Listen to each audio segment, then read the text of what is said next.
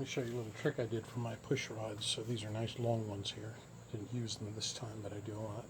So there's the notch on the end. You can see that. You can see that notch there. And what I did to store them, they always roll all over the place. So I put a nail in this side, and then underneath here, I have a magnet so that they hang there. So it just pulls off because it's magnetic. So that works out really good.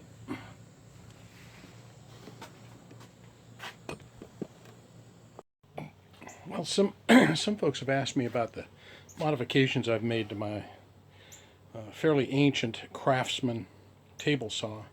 So I thought I'd walk you through them real quick. I probably made these 3-4 years ago. Excuse me.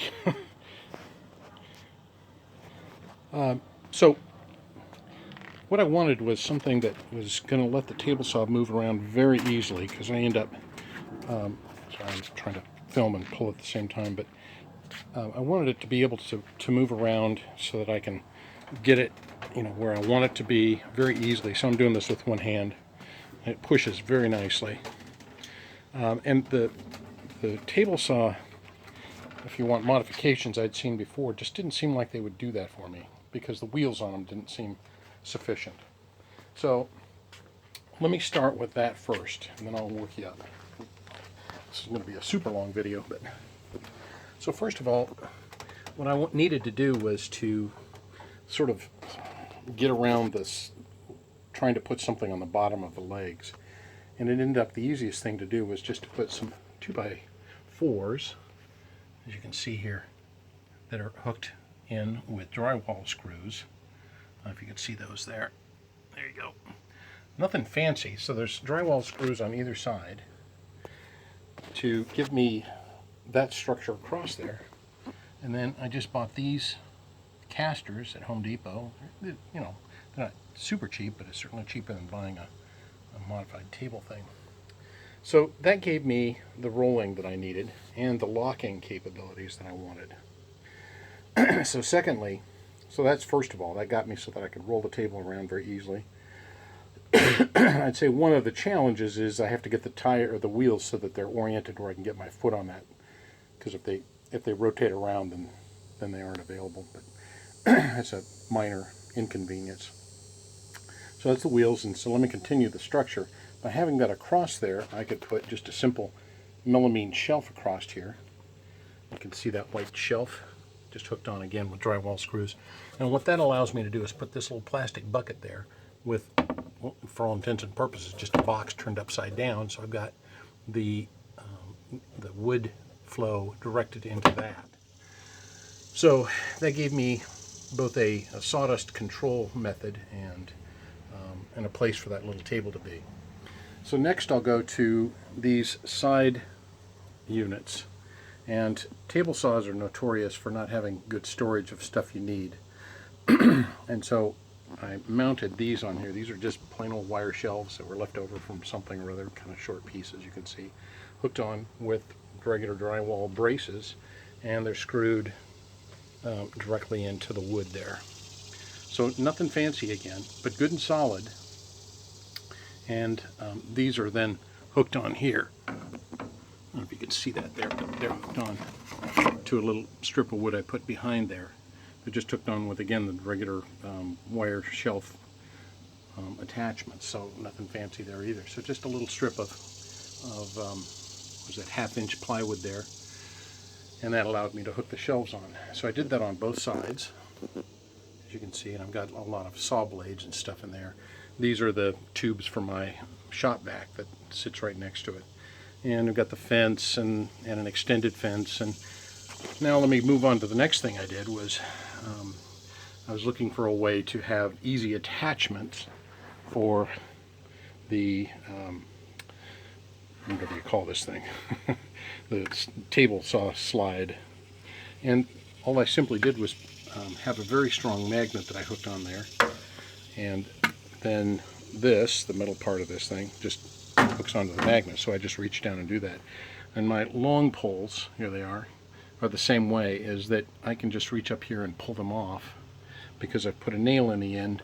And again, I have a neodymium magnet, if you can see it right there, right here, hooked on the end, so I can just do that, and my long poles are there. My short, or long push rods, and my short push rods are over here, so I can get to them easily. So there's that one, and then I also did the same thing for the saw blade removal tools, so that they're just hooked on there very nicely. And so the magnets, just let me tell you real quick, I was looking for some really super strong magnets. Well, it turns out these are magnets out of old hard drives that I needed to destroy anyway. So hard drives have some pretty powerful magnets in them. So I just used those, and they already had holes drilled in them, and so that made it very easy. I have a whole bunch of these. I've taken so many hard drives apart, it seems like I've got gobs of them. I use them for tool holders and things because they are super strong. Okay, so moving along, the next modification, and I think I'm getting to the end, is that I made a replacement for this because I like to use the thinner blades. I just think they cut better, they're actually cheaper, and I can replace them real quickly. But they're also nice and thin, and I do a lot of work with fairly high-priced wood or instruments, musical instruments, so maples and rosewoods. And I don't like to have to take off too much material. So I use this smaller blade, and that means I can have a smaller slot. And so I made this because the slot is just big enough for the blade to come up, as opposed to the store-bought ones, which have a bigger hole in them. So that was a nice thing, and I did it for two-sized blades just in case I needed to swap them around. Anyhow, so that's what I did with that one.